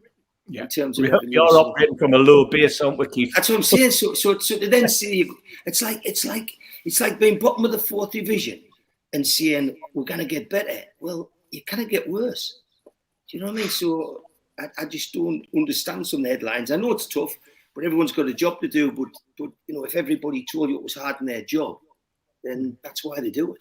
And they rely on. I mean, somebody put there. They don't go out and get a story. They just make it up. Well, I did that social experiment.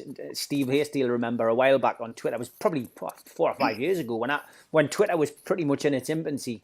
Back in the day, and I did a story, just literally made the story up. Not a bad story, just something which eventually was picked up by a journalist. Suddenly it was a fact. And you just think unbelievable, that the no due diligence done at all, no fact checking. It doesn't happen as much now, but it just proves the point 100%. We've got a few questions in the chat. I'm going to come back to them. I've highlighted them. I'm going to go for tweet of the week. No, Toon lookalike.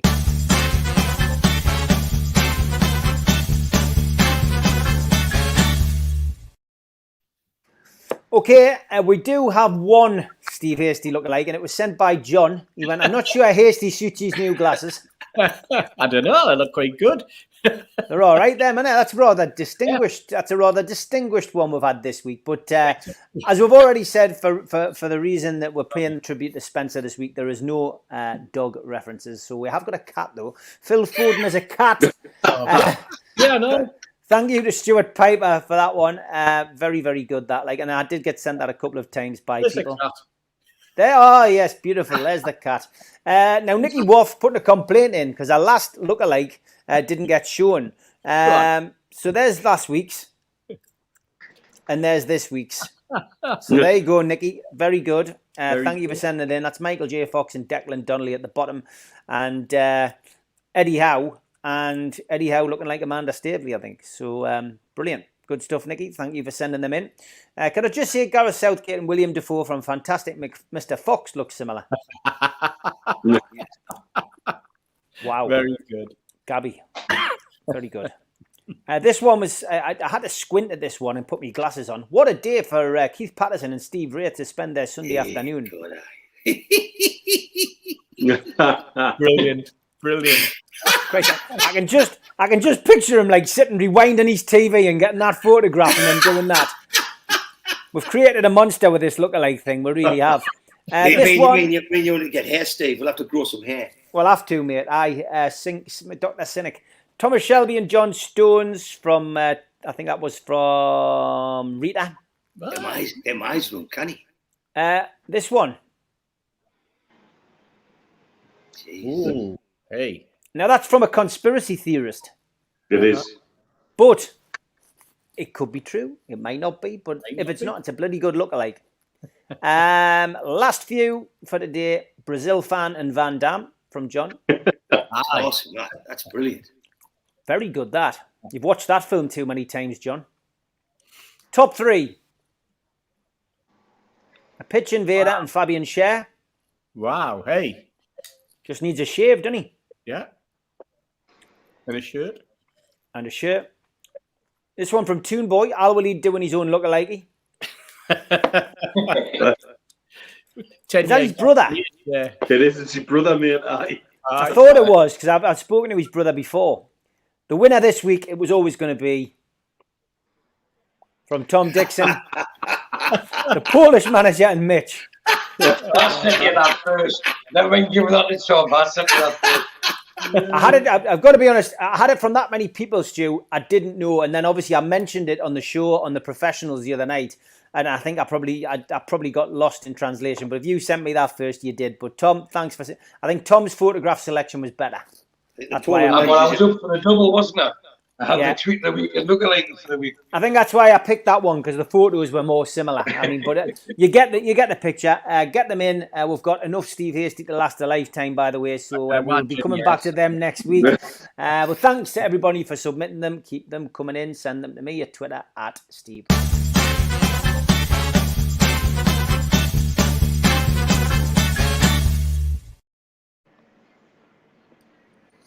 Okay, we've got a couple of questions pending. Let's find one that we wanted to use. This one. Will Isak play a major part when the league resumes, says John Askew. Might be like signing a new player. Where do you think Eddie will play him? Keith, I'll come to you first on that one. Christ. I think the answer is yes. And I think that there's a hell of a lot more to come from that player than what any of us has seen. I think we saw it at Liverpool away. He started, two immaculate finishes down there. But by all accounts, those who know him well say we haven't seen anything like how good he really is. And I don't think it's just by putting him as centre forward. I think I can see him coming in from one of the wings and playing up top, but out wide. So I see him playing with Wilson, and I think that we'll.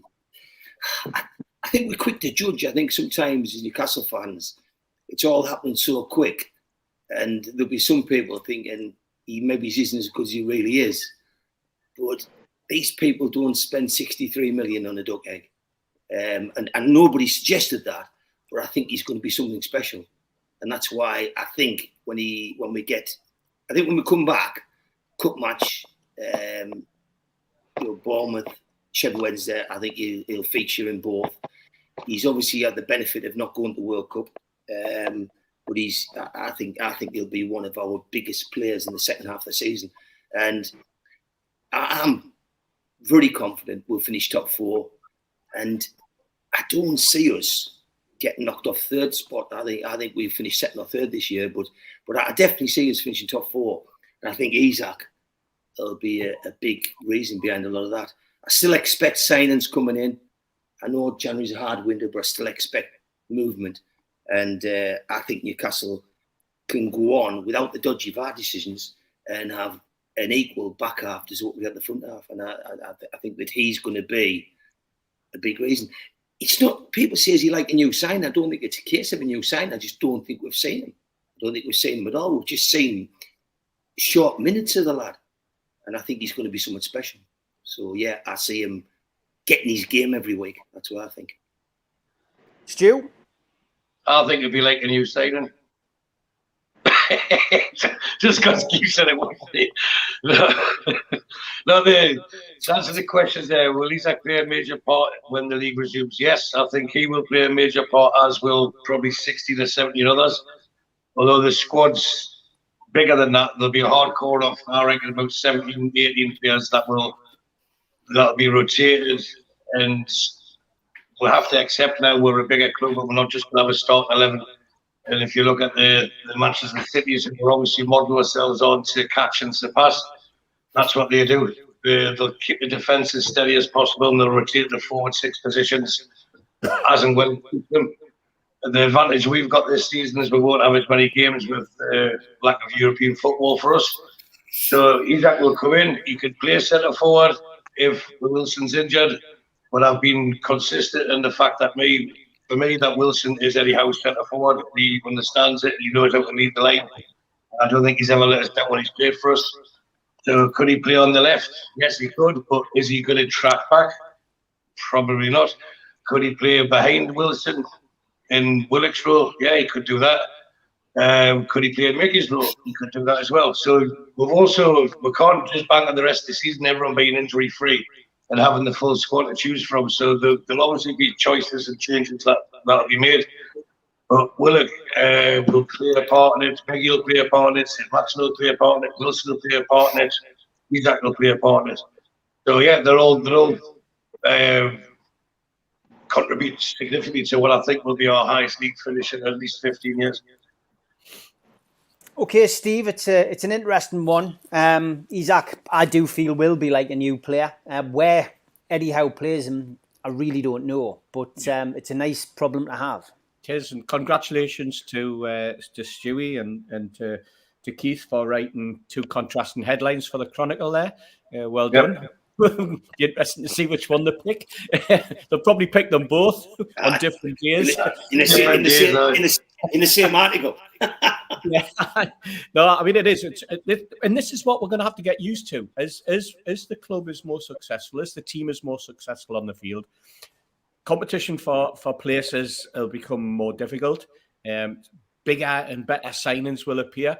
Players that we love and we've grown to love over the last couple of seasons, and certainly this season in the back end of last, will start to find that their place is in jeopardy. That's just exactly what Eddie Howe wants, because when you're under pressure, you'll raise your game. When you're playing alongside better quality players, your game should, if you're a decent footballer, rise with it. And we're seeing that with Sean Longstaff, in my eyes anyway, because now when you see the partnership that he has in midfield with Bruno, all of a sudden he's a stronger, bigger, more adaptable player than he was when he was playing alongside a Shelvey, who was a lot more lethargic and a lot more laid back. And I'm sure that Sean's learning from that. And we're also seeing that with Willock. Over the last few weeks, we've seen Willock come into his own and start to play like the player he was when he was here on loan. And this is exactly the point. quality. Bring quality in, you see quality coming out of the rest of them because they start to fight for their position and fight for their places. And you hear this time and time again from international players. When you go away, you suddenly see, you're playing with really good quality footballers. We're seeing in the World Cup actually how teams are knitting together. The teams that are playing the way that Newcastle are playing are the teams that are getting the results, and that's quite fascinating. The teams that are playing a more laid back, or relying on one player or maybe two, are not looking as dynamic, and they're not getting the results. So this is the way the game's evolving, the way the game's adapting, and the way that us as fans are going to have to adapt as well.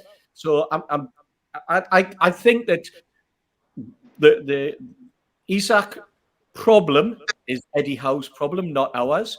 We're just going to have to turn up on match days and with an hour beforehand, find out if he's in the team or not. And I think it'll be exactly the same with any other new signings that come in, because anyone who comes into the squad, unless it's part of a development, is going to be a top-class footballer who will expect to come in and be on the ground and running and being part of a successful team straight away. And I just feel as though, as I've said on a number of occasions now, it's a great time to be a Newcastle fan. It's fantastic. Mitch, Isak, he was on fire at Anfield. I was lucky enough to be there for the kids' debut. Should have had 2 goals, only got the 1, but it was a belter. The kid's a player, and when he's played in the right position, which isn't up front, by the way, I'm pretty sure that he's just going to be a massive addition to this already great squad. What's your view on him? We've had just a wonderful vignette of what he's capable of. We've had a little view with a little bit of everything from him. He can play with Wilson, he can play instead of Wilson, and I'm sure there's a lot more to come.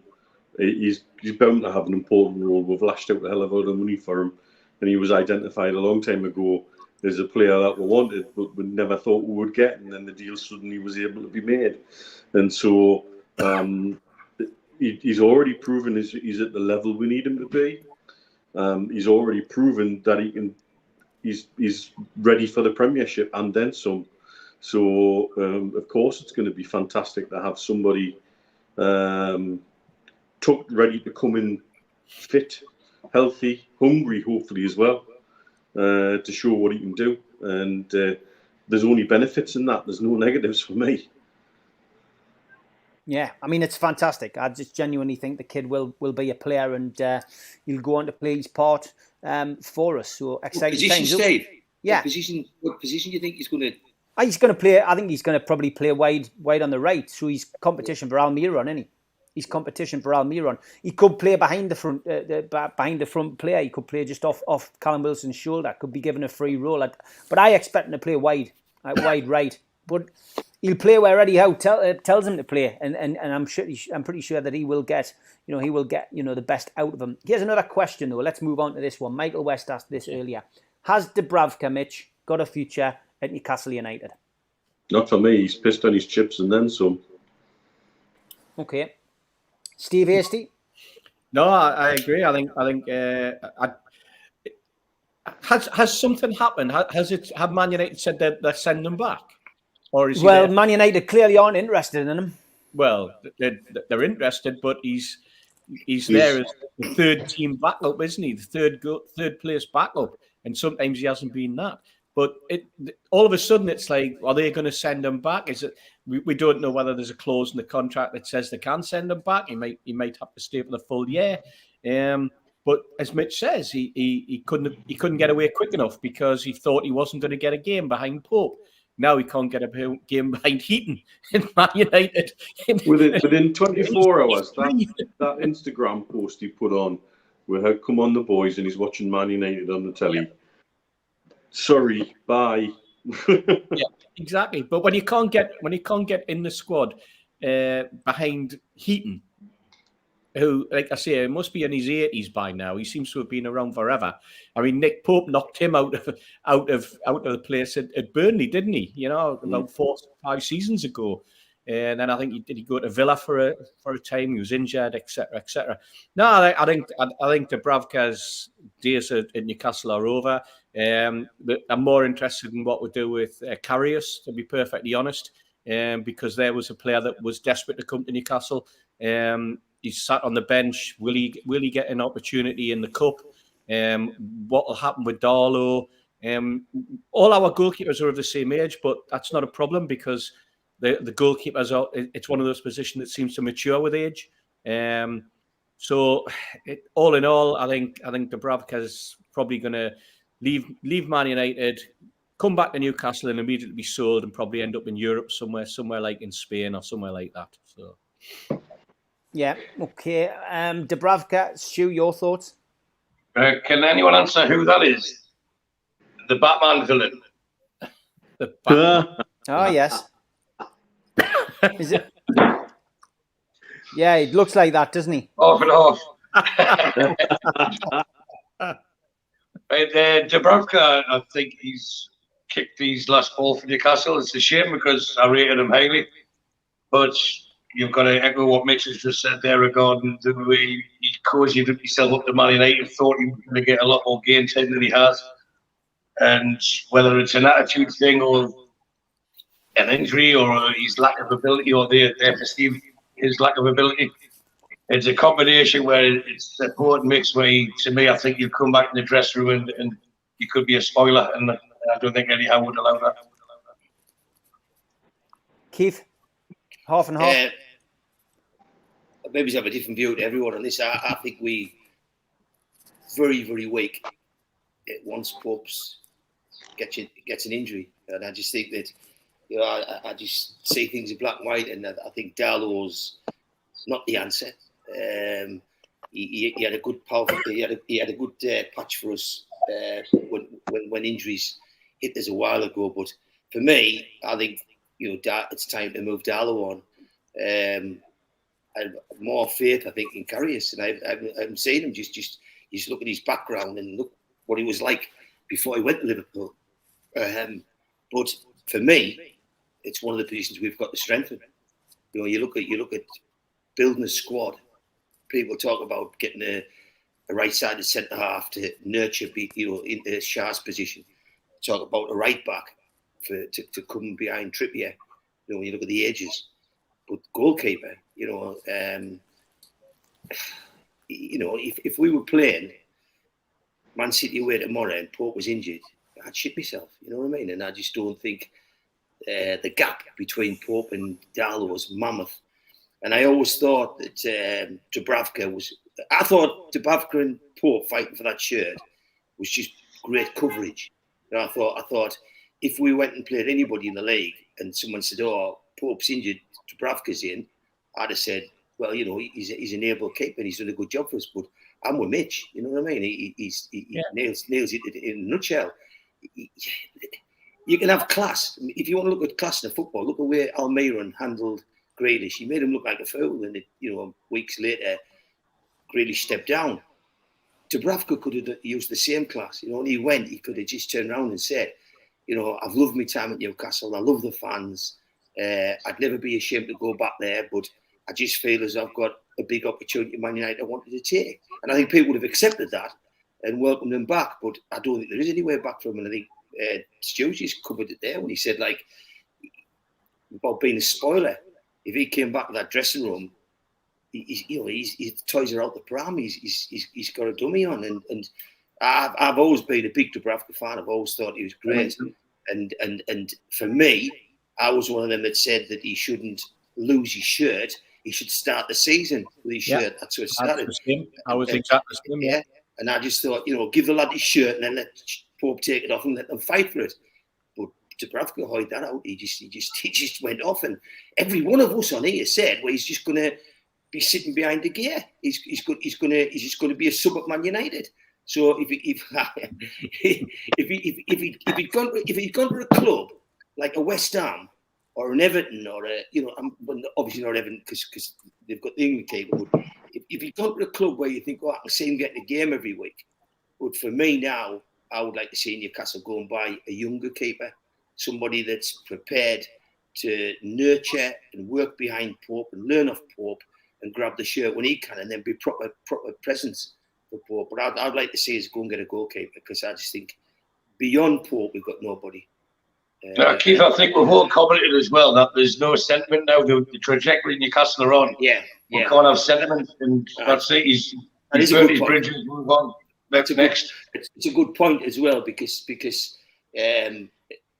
week I saw things where people were saying that Maxi was going to get moved on and they're going to get Bryson kid at midfield at Everton, and you just, I'm one of these that say, well, I want to see Maxim achieve his best at Newcastle, but now I just think myself, the squad, the culture, the mindset is more important than any individual, and I think it certainly goes right when you talk about goalkeeper. Let's go and buy the next best keeper who's 19, 20, 21-year-old. Let's get him and let's bring him on. You know what I mean? But it's a position that I think we're weak. Goalkeeper. Okay, I've got a couple of other questions. Let's see. Would you sell Ryan Fraser in the January window? We'll go with you, Mitch, because Keith's having a drink. Any player, if the right offer comes in, it's worth considering, because we do need to manage the squad a little further. However, he's done no wrong when he's come on. For me, he's give his all. He's put some shifts in when he's come on as a sub. Proves he wants to fight for his place, fight for the club. Would I rather have him around for the rest of the season or an unknown that may not have the same level of desire? I don't know. That said, I think with the way they're looking at players, I think the no dickhead policy is working quite well so far. And I think there's plenty of people in the squad prepared to bring people around the right way of thinking. But I think, yes, you'd let him go, but only if it's to our benefit, in terms of we've got somebody lined up that's better than him to replace him, and financially it's a good deal for Newcastle United. Okay, Steve, your thoughts on Ryan Fraser? Murphy's another one that Barry Hogan's suggesting in the chat. He said Murphy, potentially the club are going to listen to offers. I mean, Chris Wood is another one that somebody's talking about in the chat as well. Barry saying Luke Edwards is claiming that Howe doesn't want to sell Wood. I mean, players going out in January, do you expect to see Fraser, Wood, Murphy amongst them? I wouldn't be surprised to see Fraser because I think there would be demand for Fraser from a number of clubs, and I think he'd do a great job for them. Matt Ritchie's another one, although I believe Matt's still struggling with an injury. But again, that's another player. These are all players that, especially Ritchie, where we didn't expect him to be in the squad at the start of the season. We thought he was going to be long gone. And I think it was quite a surprise to the vast majority of Newcastle fans that he made the 25. So I think that's two. Murphy's a bit of an enigma to me. I think Howe certainly likes him. He seems to be the first player that he brings on to replace somebody. I think because he trusts him. And I think that's the key with Eddie Howe. I think he has players that he knows that he can trust because he knows that they'll go on and they'll do what they're asked. And whenever Murphy's either played or when he's came on as a substitute, other than his lack of ability to finish, he's done the job that Eddie Howe's asked him. So I think the Murphy one's slightly different. I hear what Mitch is saying about Fraser. But I think if we've certainly there's going to happen if two or as being mooted, three players are coming into the squad, then there's going to have to be gaps. There's going to be players that are either going to be left out or going to have to be shipped out. And I think it's a phrase that I've used on many occasions. It's glad it's not the problem, my problem. I'm glad it's a problem for Eddie Howe, because this is where he earns his bread and butter. Managers can be ruthless. We know that, and I think Eddie Howe does have that ruthless streak because he's a professional and because he knows everything he's doing is for the benefit of raising the standards of his squad. And I think where perhaps with fans it differs is we forget that players are exactly the same. They're ruthless as well, and players also know it that in the profession they're in, if they're not needed or not wanted, the opportunity is always there for them to move on, and it is that sort of a career. And for their own benefit, they're quite happy to move on. sometimes it's the families that suffer, because it's the families that end up being on that juggernaut of the M1 or the M62 or whatever, moving house constantly for some players. Some players like Gira can have a career that spans 10 years at one club. Other players can have a career that spans 10 clubs in a year almost. It's just that's the way it is, So I can see, I can't see Murphy going, but I can certainly see there being interest in Fraser. And if there is interest for Murphy, then I'm sure Newcastle United would listen to it, because I think they'll probably get decent money for him. Stu, ins and outs. I mean, we've spoken about ins. What about the outs? We can't keep all these players all the time. Eddie Howe does, like me, have a good nose for a footballer, so he's definitely going to keep Chris Wood. Well, I'll say we'll keep Fraser, and that's not because he's Scottish, and because of my wild prediction last Friday about Belgium reaching the final. That was said without realising that Lukaku was going to put his foot on the wrong foot the other night. Otherwise they'll be through. But regarding Fraser, we've all said many times that you can't. This isn't fantasy football. You can't just get 25 players out and bring 25 new ones in. So it's going to be done in transfer window phasing or cycles, whatever the term is these days. And I think when you're bringing players in, you need to bring the right players that we've discussed. But they need the team to evolve, the squad to evolve, but most importantly, behind the scenes, the changing room to evolve.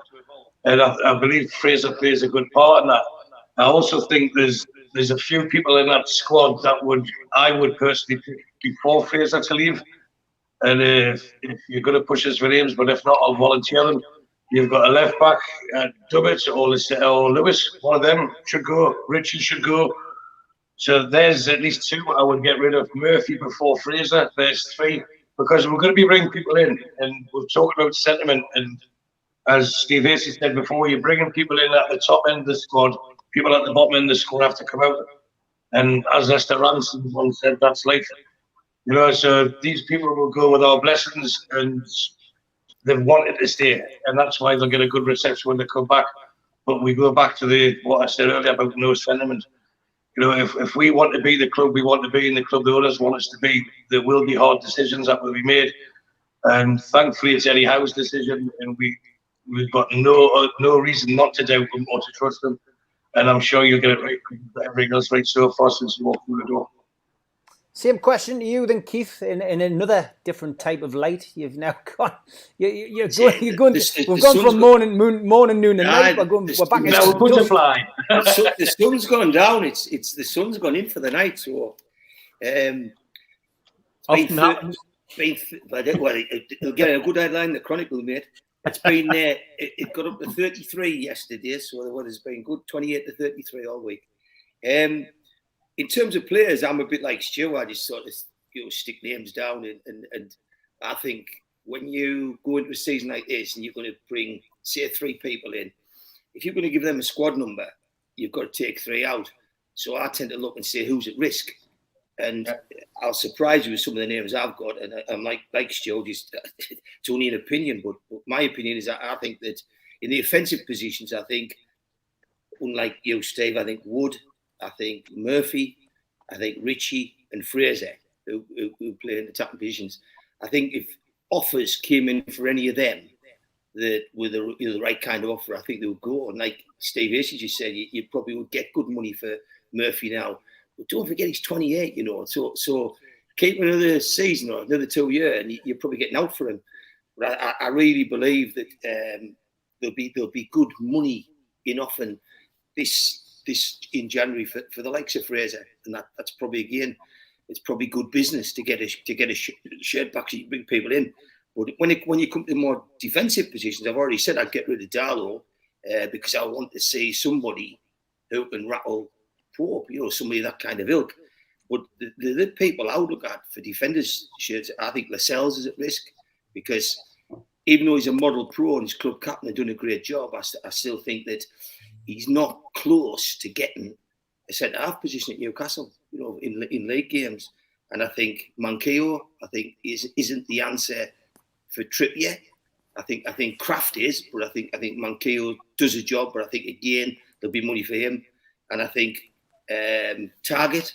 He's just never got the left back spot of Burn. He's never ever got it.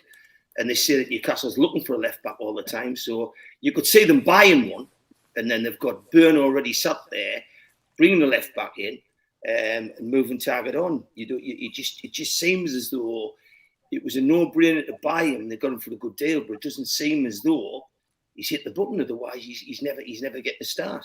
And obviously Dummett. Dummett's been a model pro. He's been the first name on the sheet for many managers at Newcastle. But his days of holding the squad or his shirt down and being on the bench must be coming thinner. I mean, he's very low cost, very low maintenance, cracking pro, but he still holds a shirt. And you've got people like that. And that's before you look at the Lewises now of the world. So for me, there's 9 people there that I think you might move 3 of them 9 on, and you wouldn't know which ones you'd move on till you found out what interest was coming in for them. Yeah, interesting. January isn't too far away. All the answers to our questions will be forthcoming then. Now for a little bit of humour with Elliot.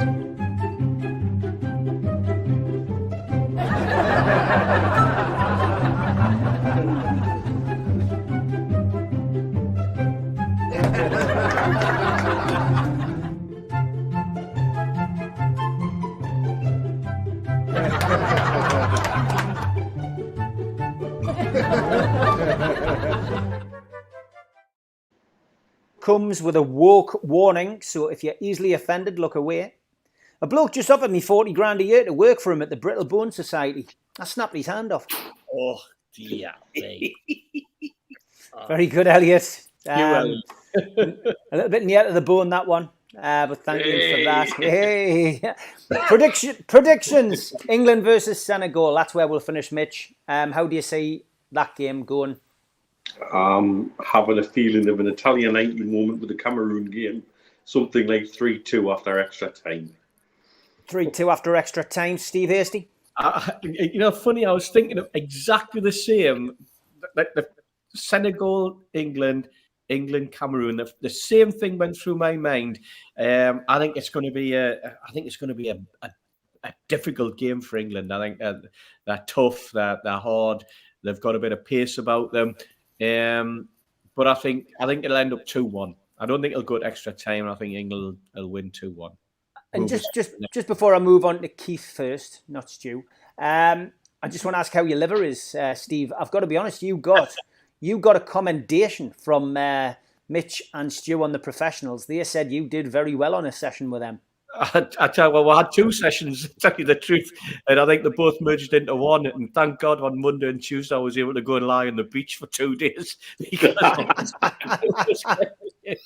I mean, I got to Goodfellas at just on kickoff, if you remember, on Friday night. Just as the game was kicking off, which was 11 o'clock our time. I think I got home at about 3:30. 4 o'clock, something like that, in a taxi, rolled into a taxi with Mrs. H. And then the Sunday session was even longer. The Sunday session was, let's go for brunch. We met at 4 and we were kicked out of, well, I think you can't get kicked out of Goodfellas, lads. It's impossible to do, but we were helped out the building down to the taxi. I think the taxi driver thought I was speaking in Swahili because it was just meant absolutely, and Wallace thought I was speaking in Swahili as well. So, great, absolutely brilliant times. I can't thank the lads for the hospitality enough. It was absolutely brilliant, and I'll see them Sunday anyway, and I'll see Stu on. Is it Wednesday night? We're together, Stu. Wednesday afternoon. Right, Wednesday afternoon. Yeah. Yeah, and I'll be I'll be there for the England game, hopefully with Mitch on Sunday. Brilliant stuff. Keith, your prediction for the England game, please. I think it's going to be tight. Don't see the big high score, so there's times I think it's going to just be a 1-0, but I think if England score, they'll have to push on to do it. So I think 2-0 to England. That's what I think. I think we'll win it, and I think everyone's expected being tougher. There's a lot of people who put in the chat that it's going to be 2-1. But I think we've got too much for them. Decent side, but I think we'll beat them. not very often we'll have like a conversion live on a podcast, but the other night we did have a conversion. Stu Penman saying that he supports England now. Unbelievable, Jeff. He referred to England as we, Steve. We. What a classic. Biggest reversal of anything I've ever seen live on a podcast. I hope nobody got that. It was a classic. Anyway, Stu, joking aside, that was funny. You know, are England going to get through against Senegal, mate, in your honest opinion? I've got to be careful how I answer certain things here, but I never said I support England, but I did refer to them as we. But that's after the session that Mr. Hasey referred to. Just to get his times right, when he said he got there at 11 and left at 3 for the match, me and Mitch were there at 7 and left at 3. Yeah. So we had a 4-hour head start. And the next time, what time were we meant to meet the next day, Steve? Was it 3 o'clock? We're supposed to meet at 3, yeah. And you turned up a little bit later? Just a little bit near 5:30, wasn't it? Right. Okay. So he did very well, though. He did very well. How to work an app. Dear me, something as simple as how to work an app to order a taxi. Christ. No, but as we are all England fans now, surely even the African champion Senegal should hold no fear for England, because we have the best players. We've got the best league. We are the best team in the world. Well, opinionated Glaswegian, who often pops in, big up to you, OG. Hope you're well. He says England 1, Senegal 2. So there you go. You've got a bit of backup. I said it on the what show was it? Geordie's there Wednesday. England will win 3-0. I think this will be their best game of the tournament. And instead of relating it to how they played Cameroon, look how they played Denmark a few tournaments back in the same phase, and they beat them 3-0. Sol Campbell scored, so that might help you with the 3-0, Harry Kane will score at least twice. He's due a goal, and I think this will be England's swan song, because the next round they'll get France, and it's for the backup. As Tom Dixon says, it's time for the cat.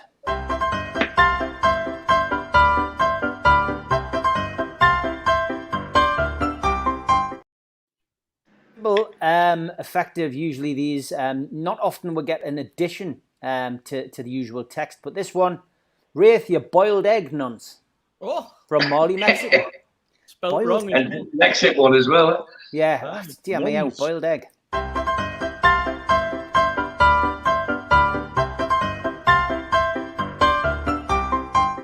What's a nuns? I've got no idea. Don't forget, you can get your hats now. John Justice Allen has been busy knitting these all week. They're available on NUFCmatters.com.